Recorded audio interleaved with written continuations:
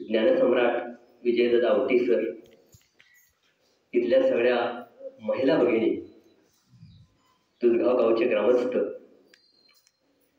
उच्च विभूषित सर्व शिक्षक मंडळी, भाऊसाहेब कुदळे विद्यालयाच्या मुख्याध्यापिका, आमच्या सौभाग्यवती जयश्री घोगरे मॅडम, त्यांच्या नावातच जय असल्यामुळं आमचा सदैव विजय होतोय.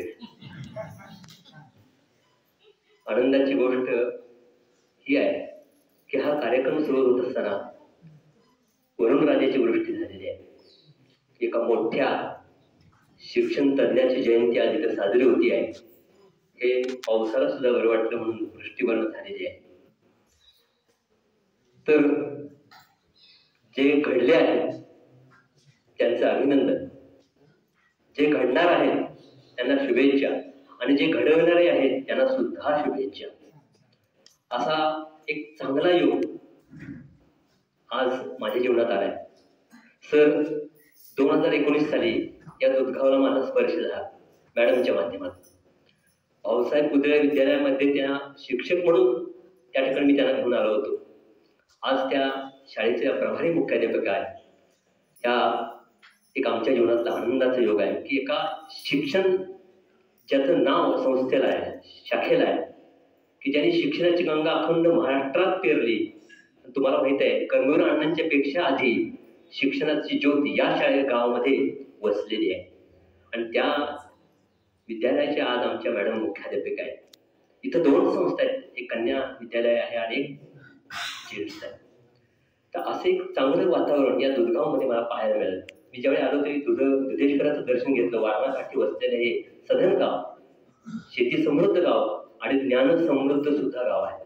एक हिंदीत शेर आहे, नदी में नाव का, शरीर में पाव का और मन में अच्छे भाव का बड़ा महत्व है. संगीत में राग का, फूलों में पराग का और संतों में त्याग का बड़ा महत्व है. समाज में समता का, आपस में ममता का और सभी में एकता का बड़ा महत्व है. महाराष्ट्र में, भारत में दिल्ली का, महाराष्ट्र में मुंबई का और पश्चिम महाराष्ट्र में सांगली का बड़ा महत्व है. आणि या सांगली नगरी गावामध्ये दुधगावला प्रचंड महत्व आहे. कारण शिक्षणाची ज्योत पहिली या भाऊसाहेब कुदळेंनी महाराष्ट्रामध्ये लावली आणि त्यांना कर्मवीरांची साथ मिळाली. आणि रयत शिक्षण संस्था 2019ला कालेगावात स्थापन झाली आणि त्या संस्थेमध्ये आमच्या सौभाग्य होते. त्यामुळे मला रयत शिक्षण संस्था सर पाहायला मिळाली. अतिशय आनंदाची गोष्ट की या शिक्षण क्षेत्रात मी हे काम करतोय आणि आमच्या मॅडम हे काम करताय. आणि या शिक्षण क्षेत्रात किती ज्ञानसंपन्न विद्यार्थी आपण घडवत आहेत. आज मॅडमचे आहेत, सरांचे तर कितीतरी विद्यार्थी.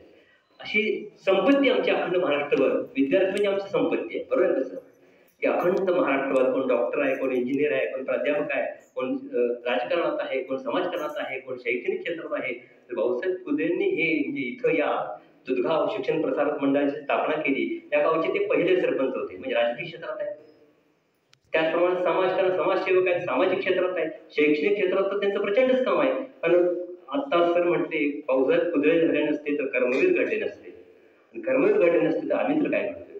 अनेक खेडेपाड्यात शिक्षणाची ज्ञानगंगा देणारे कर्मवीर अण्णा, त्यांना साथ देणारे भाऊसाहेब कुदळे अण्णा तर म्हणायचे, मला तुम्ही दगड द्या त्याला मी घडवीन, मला तुम्ही कोरडी शेती द्या तिथं मी नंदनवन पुरवीन. अशी ज्ञानसंपन्न काम करायचं काम कर्मवीरांच्या बरोबर भाऊसाहेब कुदळेंनी केले. आणि त्यांच्या शाखेमध्ये आज आमच्या मॅडम प्रभारी मुख्याध्यापक काम करतात. ते अतिशय मला आनंदाची गोष्ट आहे.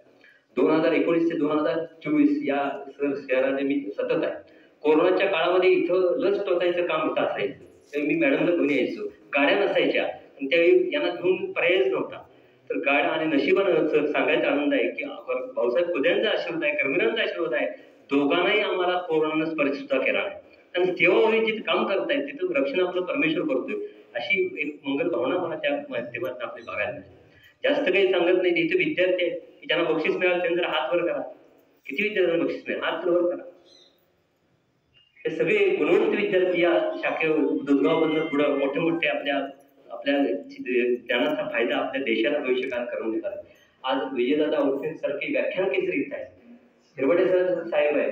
अनेक लोकांची मतं मी ऐकलेली आहेत. तर ज्याचा आता जास्त बोलत नाही, भरपूर बोलता येते, पण कुठेतरी थांबलं पाहिजे की माननीय सन्माननीय बोलणार आहे. तर तुम्हाला माहिती आहे, एक छोटीशी कथा सांगतो आणि वाणीला विराम देतो.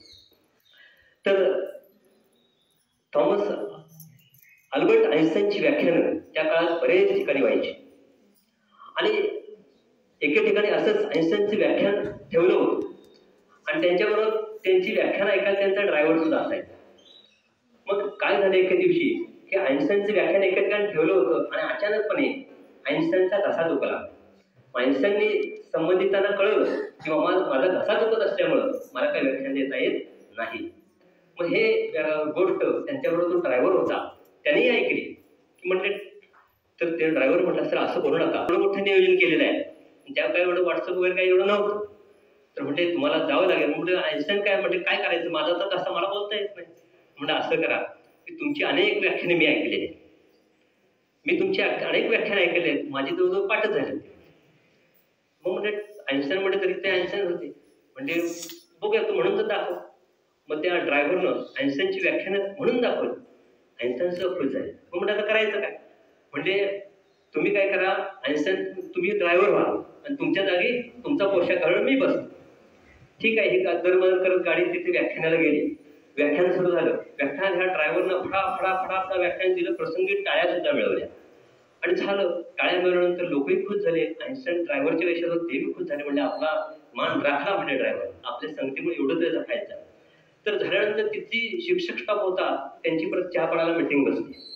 मग हा ड्रायव्हर जो आइन्स्टाईन म्हणतो, मग बसले साहेबांना बसले. मग त्यातल्या एका शिक्षकाने प्रश्न विचारला की त्या ड्रायव्हरला, म्हणजे आइन्स्टाईन होता, ड्रायव्हर होता, प्रश्न विचारला. आता त्याची झाली पंचायत, कारण शेवटी हा ड्रायव्हर होता, तरी सुद्धा हा हुशार होता बिरबलासारखा. मग म्हटलं काय करायचं, त्यानं आपला चहा पाणी घेत हातावर मिशावर हात ठेवत म्हणले, हा प्रश्न सर इतका तुम्ही सोपा विचारलाय, तो आमचा ड्रायव्हर सुद्धा याचं उत्तर सांगा म्हटलं, सांगितलं उत्तर त्यांनी. म्हणून मग ते प्राध्यापक म्हणले, यांचा ड्रायव्हर एवढा हुशार, हे किती हुशार असेल. सांगायचा उद्देश काय, एवढ्या ज्ञानसंपन्न लोकांच्या सहवासात आपण सगळी मंडळी आहोत. तर प्रत्येक इथं आज ऐकलं मी की प्राध्यापक बेशुद्ध माणसं या गावात घडलेली आहेत. ही आनंदाची गोष्ट आहे, मंगलाची गोष्ट आहे. आणि यासारखे सर अविजय आवटीसारखे सर की ज्यांनी व्याख्यान केले आहे, ज्ञान सम्राट आम्ही ज्यांना म्हणतोय, त्यांच्या सहवासात मीही घडतोय. कारण माझा एखादा फोन त्यांना आठवड्यात एकदा होत असतो. परवा आमच्या संस्थेला भेट द्यायचं, त्यांची चुकून भेट टळली ती, पण पुढं त्यांनाही विनंती करतो सर येऊन जावं. जोपर्यंत आहे तोपर्यंत पाहत राहायचं, निसर्ग पहा. कारण झाडे, बेली, पशु, पाखर ही आपली गुरु आहेत. तर अनेकाकडनं शिकता येते, असं आपण प्रत्येकाने शिकलं पाहिजे. आणि आपल्या गावाचं, आपल्या वडिलांचं, आपल्या आई वडिलांचं, संस्थेचं, शाखेचं नाव भारत देशात उज्ज्वल करायचं काम तुम्ही सर्वांनी केलं पाहिजे. आणि ही दुधगाव गाव तर दुधेश्वराचं गाव आहे.